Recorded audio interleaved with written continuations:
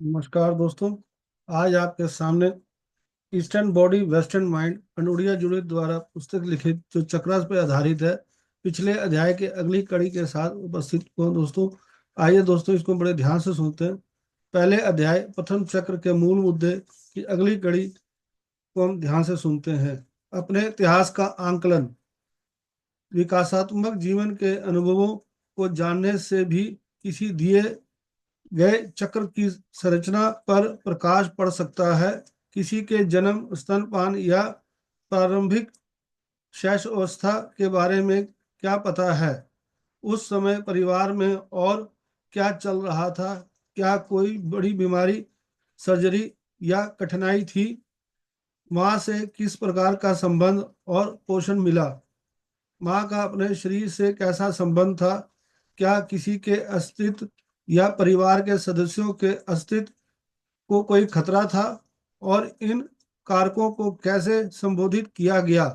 सामान्य ज्ञान का उपयोग करते हुए ये प्रश्न आमतौर पर अत्यधिक और अपर्याप्त रणनीतियों को प्रकट करते हैं। उपेक्षा और स्वीकृति का परिणाम आमतौर पर कभी होता है जहां सिस्टम में ठोस आधार बनाने के लिए पर्याप्त ऊर्जा नहीं आती है, और तनावपूर्ण परिस्थितियां, दम घुटना या कई चुनौतियां अधिकता का परिणाम होने की अधिक संभावना होती है।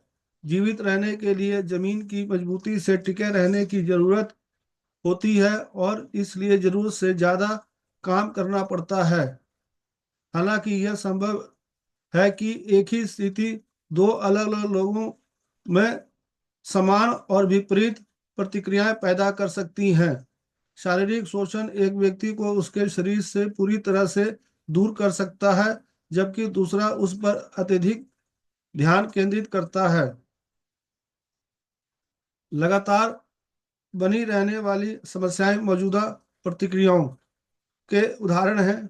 मेरा स्वास्थ्य एक लगातार समस्या है, आगे बढ़ नहीं पाता, मैं हर समय डरा रहता हूँ, मेरी वित्तीय हमेशा दयनीय रहती है। इन्हें आमतौर पर अधिकता या कमी की समस्याओं में वर्गीकृत किया सकता है।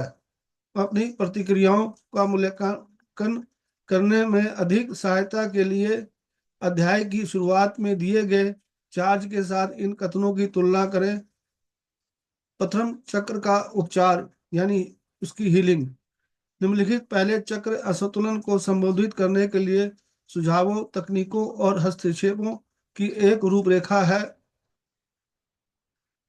मैं इस बात पर जोर देना चाहता हूं कि प्रत्येक तकनीक का उपयोग विवेक के साथ और अपनी स्वयं की चिकित्सीय शैली के साथ संयोजन में किया जाना चाहिए। कोई भी दो व्यक्ति एक जैसे नहीं होते, और यह विस्तृत निदान के लिए जगह पर्याप्त नहीं है।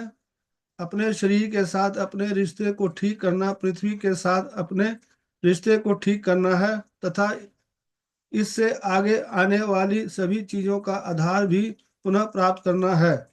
सबसे पहले यह निर्धारित करना महत्वपूर्ण है कि किसी व्यक्ति के उसके शरीर, उसके नीचे की जमीन और उसके आसपास के वातावरण के साथ संबंध किस स्थिति में है।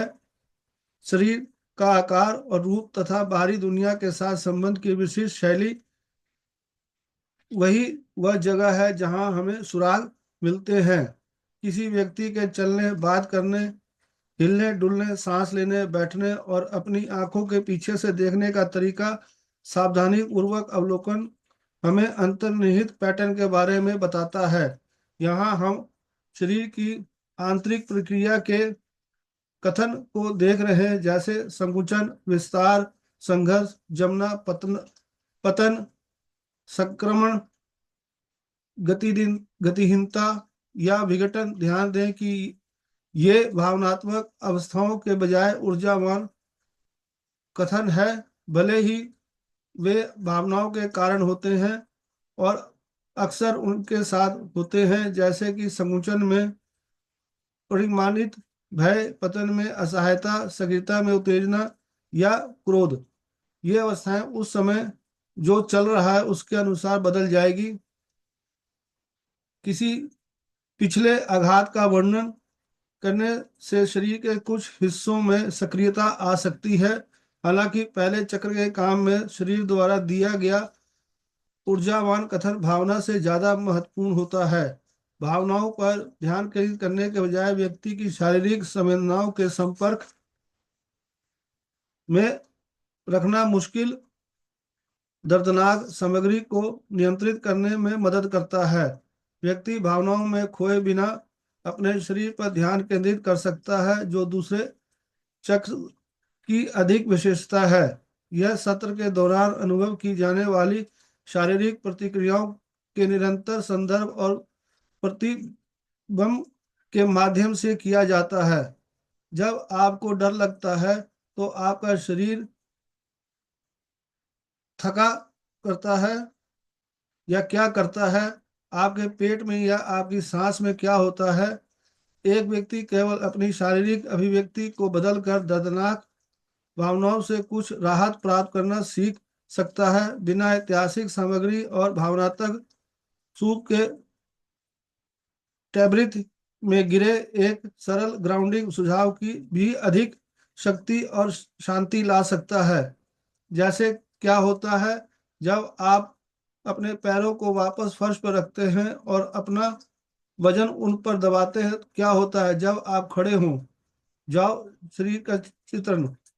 मुझे यह उपयोगी लगता है कि क्लाइंट्स को सीन क्रेयॉन के साथ न्यूज प्रिंट के एक बड़े टुकड़े पर अपना खुद का शरीर बनाना चाहिए। दिए गए निर्देशन यह है कि आप भी अपने शरीर को यथार्थवादी चित्र बनाने की कोशिश किए बिना उसे महसूस करें। एक पेंसिल जितनी पतली एरोरिस्ट अपने शरीर को एक फूले हुए गुब्बारे के रूप में खींच सकती है। यदि वह इस तरह से अनुभव करती है, एक कठोर व्यक्ति गहरे रंग के वर्ग और कठोर कोण बना सकता है।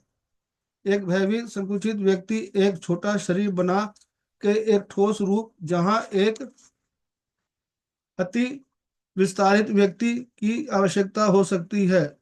तेल से सना हुआ काम जोर संकुचित व्यक्ति बिना किसी के साथ इथर भंवर बना सकते हैं। कागज की एक चौथाई शीट। इस अभ्यास की एक खूबसूरती यह है कि बौद्धिकता के बिना रेखांकन के माध्यम से दिखाता है कि ऊर्जा के स्तर पर क्या चल रहा है। ग्राहक अपनी तस्वीर को देख सकता है और ऐसे रूप देख सकता है जो आमतौर पर अचेतन रहते हैं। पहले ग्राहक से उसकी ड्राइंग के बारे में बात करने के बाद चिकित्सक फिर सवाल पूछ सकता है और अनदेखा किए गए पहलुओं को इंगित कर सकता है, जैसे कि आपके मध्य भाग से गुजरने वाली यह भारी पहली रेखा आपके लिए क्या दर्शाती है। मैंने देखा कि आपकी ड्राइंग बहुत तरल दिखती है, लेकिन आप वास्तव में बहुत पतले हैं।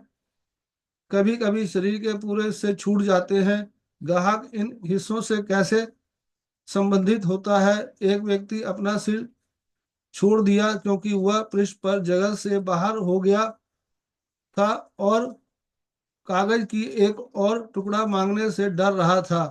क्या वह अक्सर अपनी जरूरत की चीज मांगने के डर से अपना सिर खो देती है?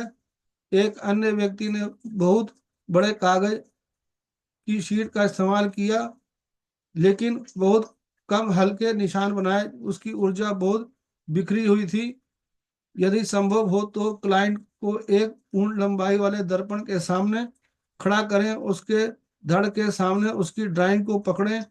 इससे ऊर्जा संरचना की आंतरिक योजना में एक तरह की एक्सरे दृष्टि निकलती मिलती है।